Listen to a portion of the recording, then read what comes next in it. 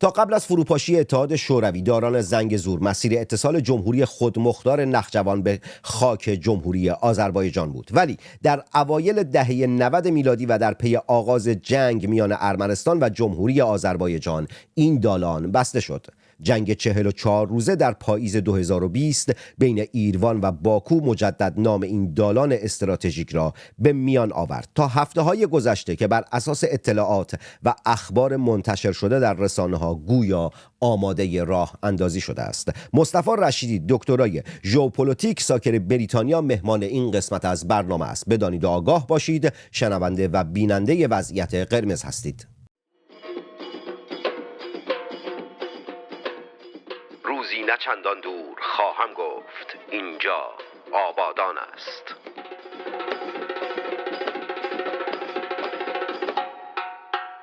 مصطفی، اول یه توضیح در مورد خیانت‌هایی که روسیه به خاک کشور ایران در طی تاریخ کرده بگو و بعد این که اصلا نقش روسیه در اجرایی شدن دالان زنگزور در این نقطه از زمان و مکانی که مثلا ما وجود داریم، در این وضعیتی سیاسی که ایران در حال حاضر هست، چه نقشی داشته، چه سهمی داره و چه کارهایی داره میکنه؟ روسیه از قرن 18 و 19 از زمانی که به عنوان یک بازیگر بزرگ وارد معادلات با ایران شد، وقتی که اون قدرت‌های قبلی جای خودشون رو به قدرت‌های جدید دادن، قدرت‌های مدرن مثل روسیه، مثل انگلستان و قدرت‌هایی از این طیف، خب روسیه یک کشوری بوده که همیشه به دنبال حرکت به سمت آبهای آزاد بوده، چون اون چیزی که در خودش کم احساس می‌کرده، یک خلایی که در قدرت خودش احساس می‌کرده، عدم دسترسی آزاد به آبهای بین المللی بوده. در نتیجه همیشه ایران رو به چشم یک پهنه سرزمینی میدیده که تا جنوبی ترین نقطهش بایستی میرفته.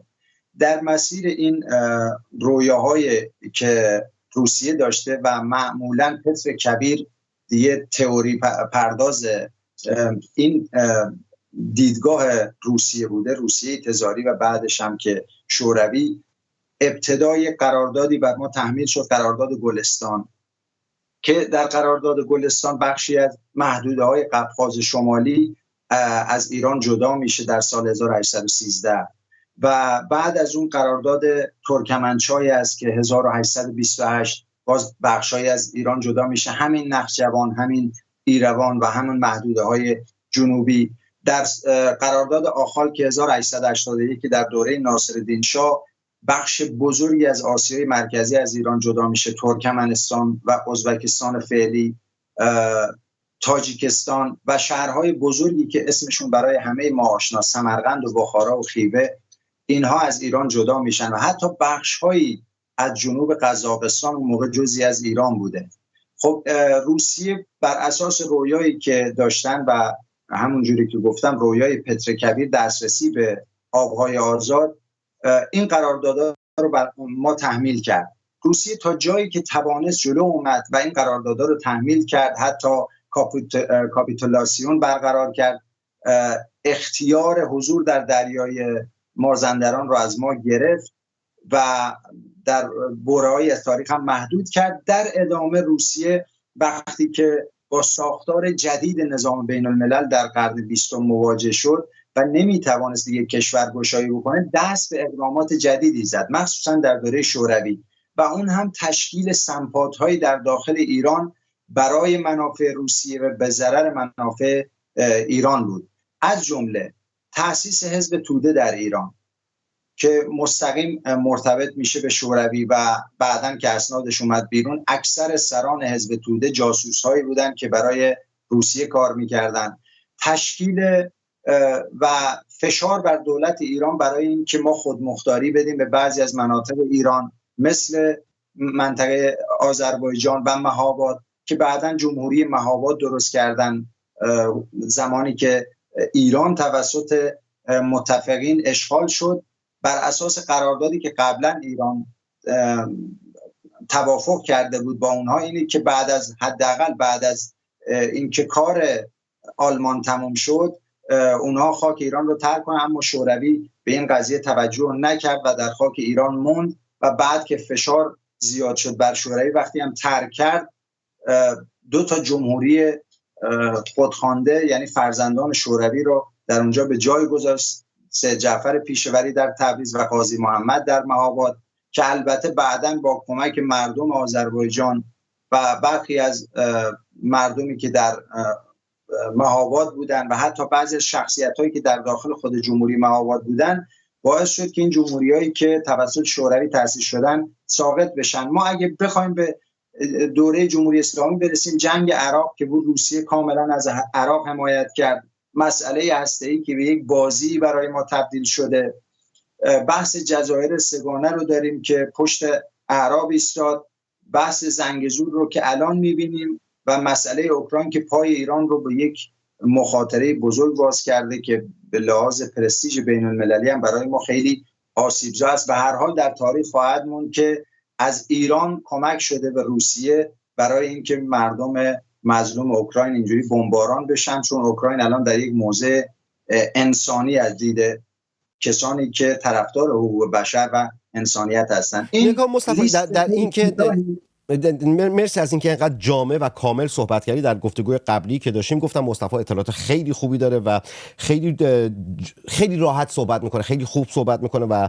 در یک فکر میکنم در 4 دقیقه بخش عظیمی از جنایت ها و خیانت هایی که روسیه در ایران کرده و در حق ایرانیان کرده رو خیلی روشن و شفاف گفت. برخی از اطلاعات رو خب ما داریم، برخی از چیزها در ناخودآگاه ما هست و باید مرور بکنیم. در مورد بحث جنگ عراق و اینا که خیلی نزدیکتر شدی، خب در جنگ عراق، در جنگی که جمهوری اسلامی با عراق داشت و اینجور چیزها، خب به عراق هواپیما میداد، به گفته خود سرداران جمهوری اسلامی به جمهوری اسلامی حتی سیم خاردار هم نمیداد. حالا شاید در هفته‌های آینده یک مصاحبه مفصل و جداگانه باید داشته باشم در مورد این که چرا خامنه ای انقدر اصرار به نزدیک بودن به روسیه داره. ولی الان نقش روسیه در این دالان زنگزور چیه و چه سهمی روسیه داره و چرا اصلا روسیه میخواد این اجرایی بشه؟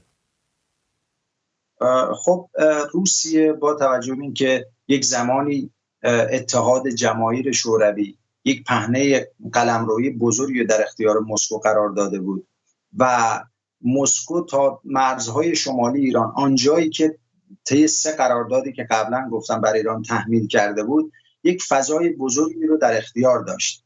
در شرایطی که الان روسیه دیگه دسترسی مستقیم و حاکمیتی به اونجا نداره، سعی میکنه یک دسترسی و فشار ژئوپلیتیکی برای این مناطق داشته باشه، از جمله قفقاز جنوبی که شامل ارمنستان و گرجستان و جمهوری آذربایجان هست و نخجوان که در خیلی محدوده نزدیک به ایران و ترکیه.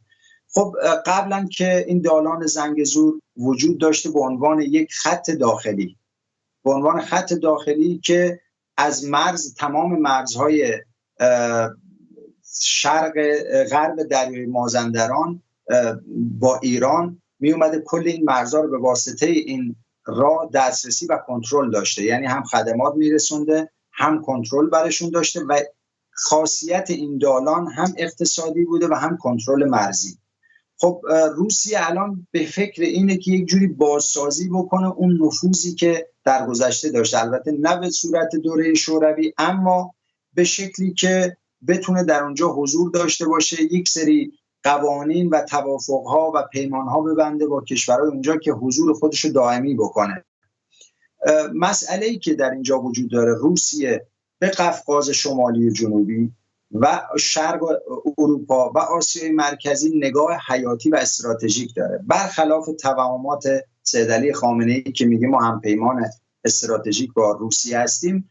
روسیه فقط به این محدوده‌ای که گفتم نگاه استراتژیک داره و به 1-2 نقطه از سوریه برای توازن با آمریکا نگاه استراتژیکی به حوزه خاورمیانه ندارد. در نتیجه تا زمانی که میتونه سرحدات و مرزهایی که در شوروی قدیم بوده میخواد ازشون حفاظت کنه. حالا در ادامه اون چیزی که اینجا ما میتونیم ازش برداشت بکنیم این هست که روسیه قائل به این هست که ایران به لحاظ ذات ژئوپلیتیکی در اتحاد با روسیه نیست و این کشور بالاخره با سقوط جمهوری اسلامی در پیمان و بلوک روسیه نخواهد بود و به سمت کشورهای غربی و به سمت آمریکا، به سمت هندوستان حرکت خواهد کرد. در نتیجه روسیه میخواد یک سری قفل‌ها اونجا ایجاد بکنه. من بهش میگم قفل‌های ژئوپلیتیکی، از جمله اون کریدور زنگزور. چرا؟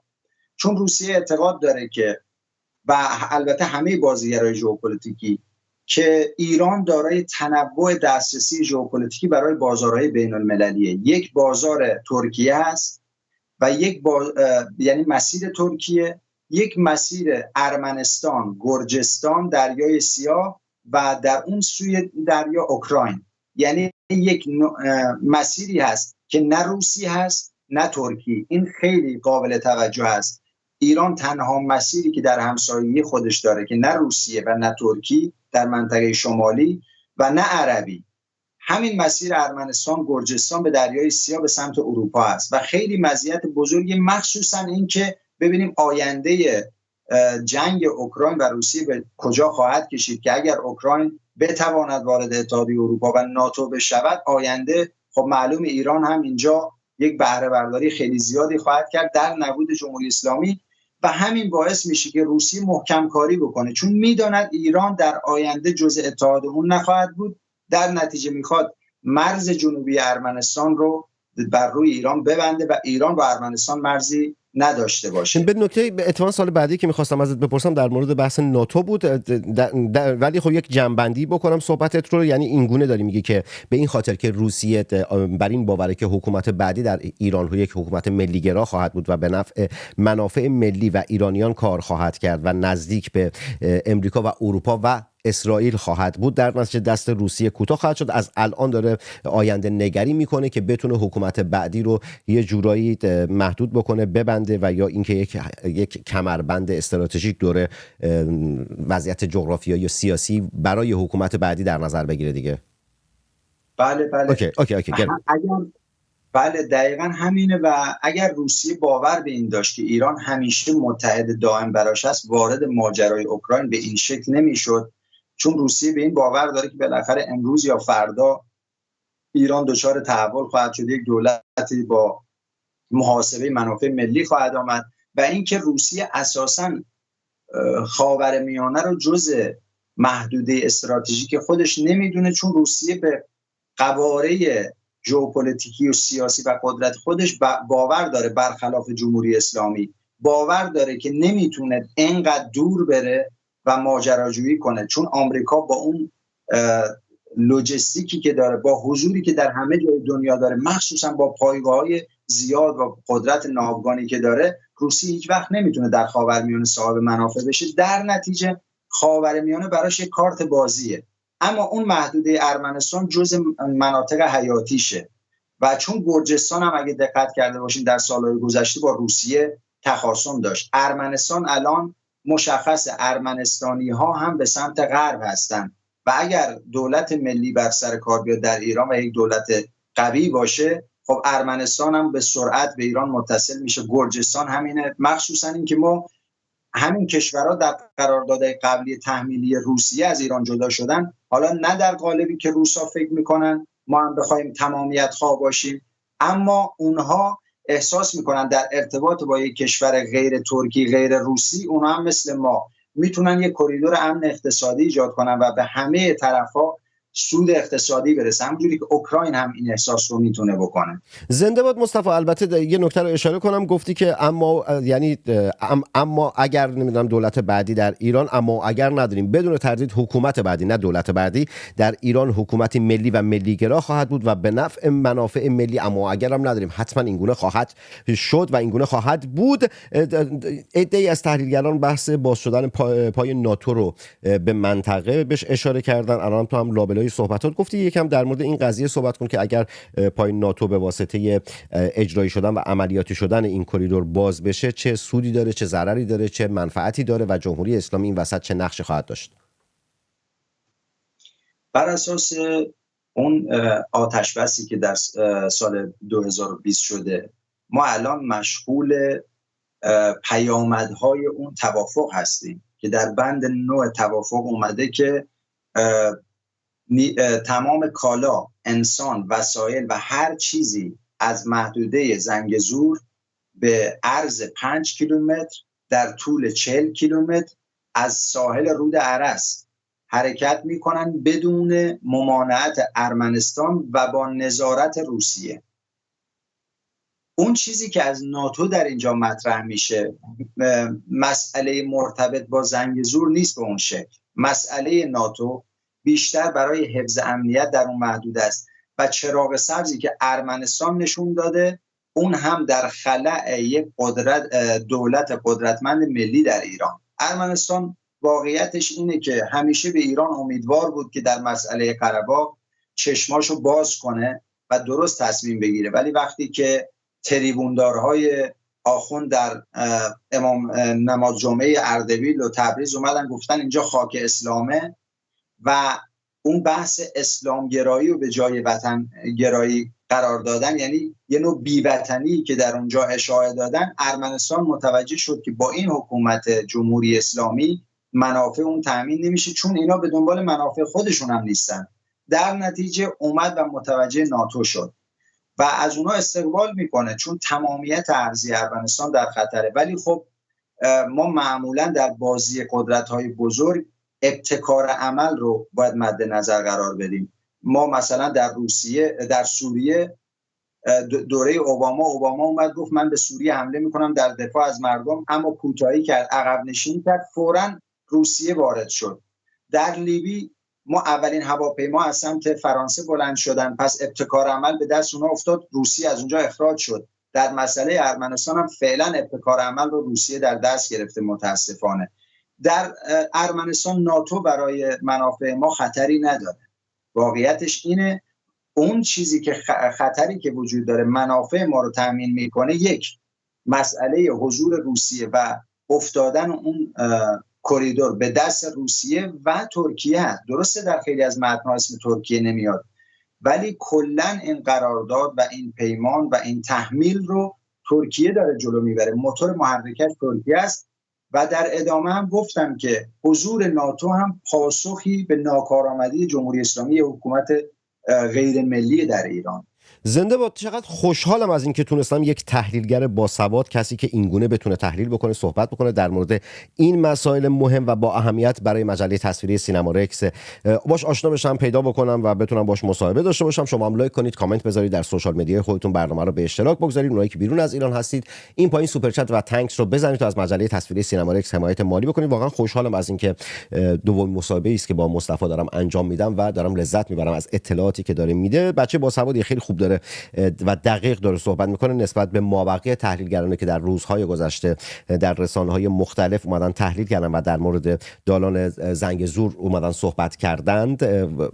جامع ترین صحبت ها و خیلی کوتاه، خیلی جامع، خیلی دقیق داره صحبت میکنه و خودم دارم به شخص لذت میبرم. دمت گرم آقا. با توجه به تمام صحبت هایی که کردی، آیا آنگونه که مقامات جمهوری اسلامی در رسانه های خودشون دارن مدعی میشن، آیا میتونن مخالفت کنن مقابل این قضیه بایستن و یا اینکه مانع اجرایی شدن این قضیه بشن یا نه؟ خب متاسفانه میتونم بگم نه. جمهوری اسلامی مثل تمام شعارهایی که قبلا داده که نمیشه، اتفاق نمیفته، ولی اتفاق افتاد، اتفاق خواهد افتاد. همونجوری که اصلا زیرساخته از قبل فراهم شده. ما 2 تا مسیر رفت و برگشت راهن به فاصله گذاشتن، اونجا مسیر آسفالته گذاشتن، قبلا بوده، حالا دارن بازسازیش میکنن، بخش زیادیش بازسازی شده. جمهوری اسلامی جلوی کیو میخواد بگیره؟ و اینکه قبلا جمهوری اسلامی پیشنهاد داده چند سال قبل که شما بیاین به جای کریدور زنگزور از محدوده نقطه جمهوری آذربایجان وارد ایران بشید، ما براتون زیرساخت ایجاد میکنیم، از داخل ایران رد بشید و از محدوده اردوباد وارد نخجوان بشید. یعنی یک مسیر قرص مقابل اون قلمرو ارمنستان. خب اینجا خیلی از مسائل مهم میشن، یعنی جلب توجه میکنن. یک این که جمهوری اسلامی این پیشنهاد رو داده و هیچ توجهی بهش نشده.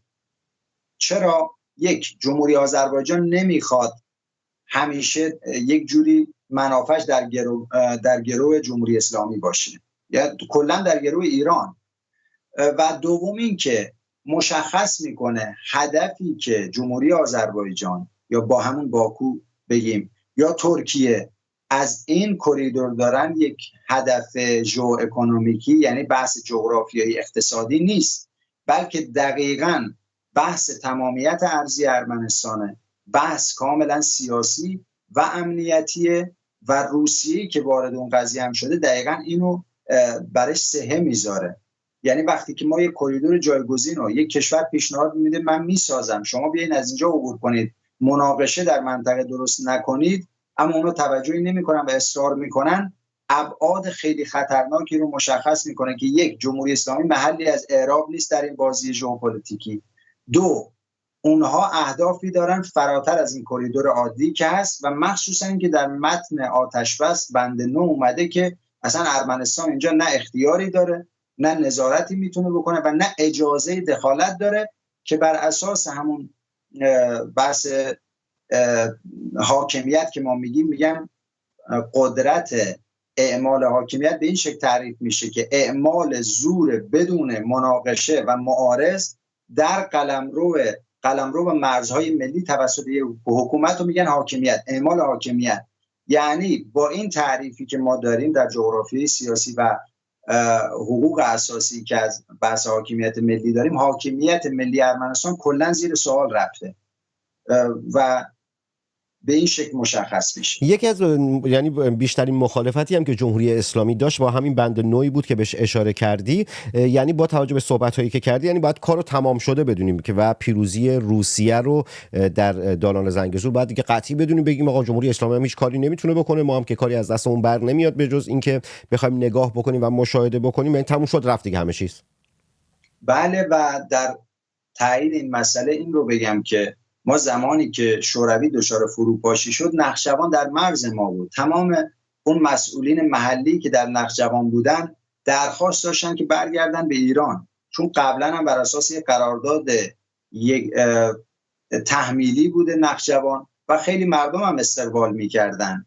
اما جمهوری اسلامی به واسطه اینکه وابستگی قدیمی به روسیه داره و حالا بعضی از مقاماتش هم اون وابستگی و اون سرسپردگی رو دارن، اصلا به سمت این قضیه نرفتن و رها کردن و گفتن اصلا سمت ما نیایید. پس شما وقتی یک پهنه‌ای که خودشون مردمش درخواست میکنن به صورت تاریخی برگردن به ایران، جمهوری اسلامی زیرش میزنه، شما تصور بکنید یک کریدوری که در داخل خاک یک کشور دیگه جمهوری اسلامی چه تأثیری میتونه درش بذاره؟ تقریبا صفر. زنده باد. به عنوان سوال آخر، با توجه به نزدیکی که به دفتر مطالعات استراتژیک حزب ایران نوین دارید که در این دقایق پیش در حال، یعنی زمانی که در حال انجام این مصاحبه هستیم، یک تحلیل هم که منتشر کرد دفتر مطالعات استراتژیک حزب ایران نوین، جمع‌بندی صحبتات با توجه به تحلیلی که حزب ایران نوین منتشر کرده و نگاه و دیدگاه خود در مورد اهمیت این دالان و کلا یه جمع‌بندی یک دقیقه و نیمی از اون تحلیل ایران نوین و تحلیل خودت داشته باشی ممنونت میشم. خب در مورد کریدور زنگزور، اگه بخوایم به عنوان کسانی که نگران ایران هستیم، به عنوان کسایی که اعتقاد داریم که این کشور باید باشد و اون علاقه‌ای که به ایران داریم باید اینو تأکید بکنیم که زنگزور، کلا کریدور زنگزور که این روزا به واسطه اینکه در رسانه‌ها مطرح شده یا یک اتفاقی افتاده، امروز یک تبع اجتماعی شده و مردم نگرانش شدن. مردم باید بدونن که در جای جای جغرافیای داخلی ایران و در مرزها و سرحدات ایران این اتفاقات در حال رخ دادنه و تنها ما با قضیه زنگزور مواجه نیستیم. ما بحث جزایر سگانه رو داریم که جمهوری اسلامی با ادامه حیاتش میتونه برای ما تهدید ایجاد کنه. هر ساعتی که به عمر جمهوری اسلامی اضافه میشه، منافع ملی ما چه در داخل کشور و چه در خارج از کشور در ژئوپلیتیک پیرامونی ما دچار تهدید میشه. ما در واقع نشستیم و جمهوری اسلامی تک تک فرصت‌ها و مزیت‌های سرزمینی و ژئوپلیتیکی ما رو داره دچار فرسایش میکنه. برای همین برای تمام کسانی که ملی‌گرا هستن و علاقه به ایران دارن، باید بر همت و تلاش خودشون برای اینکه یک پارچه یک دست باشن برای یک انقلاب ملی. تنها راهش اینه. ما هر چی تحلیل بکنیم تا اون اتفاق نیفته، تا اون ساختار نیفته، یک دولت ملی یک پارچه و قدرتمند بر سر کار نیاد، عملا ما فقط داریم تحلیل میکنیم. در همین حد زنده باد. تا زمانی که جمهوری اسلامی هست لحظه به لحظه نه تنها جون ما ایرانیان در خطره، نه تنها لحظه به لحظه ما رو اعدام میکنه، ما رو به قتل میرسونه، بلکه تمامیت ارضی کشورمون رو هم داره به خطر میندازه و به خطر انداخته و باید اون ملت ملیگرا، کسانی که دغدغه ایران و فردای ایران رو دارن، هرچه زودتر کاری بکنن تا فردای ایرانمون بیشتر از این در خطر نباشه. مردم شریف ایران، درد و بلاتون به جونم بخوره. مردم شریف ایران، بی قضا بلا باشید. مردم شریف ایران، مرواتون به همه روزه. لایک کنید، کامنت بذارید، در سوشال مدیا خودتون به اشتراک بگذارید. کسانی که بیرون از ایران هستید این پایین سوپر چت و تانکس رو بزنید تا از مجله تصویری سینما رکس حمایت مالی بکنید. مجله تصویری سینما رکس صدای مستقل شما ملی گرایان است. و اما در پایان هیچ جنگ زده تک تک شما محمد تنگستانی هستم، شاعر و روزنامه نویسی که به زودی زود در شهر خودش آبادان و کشور خودش ایران برای شما برنامه خواهد ساخت و در ابتدای هر برنامه خواهد گفت اینجا آبادان است. علامتی که همتون میشنوید اعلام خطر یا وضعیت قرمز است و معنی و مفهوم آن این است که حمله هوایی انجام خواهد شد. محل کار خود را ترک و به پناهگاه بروید.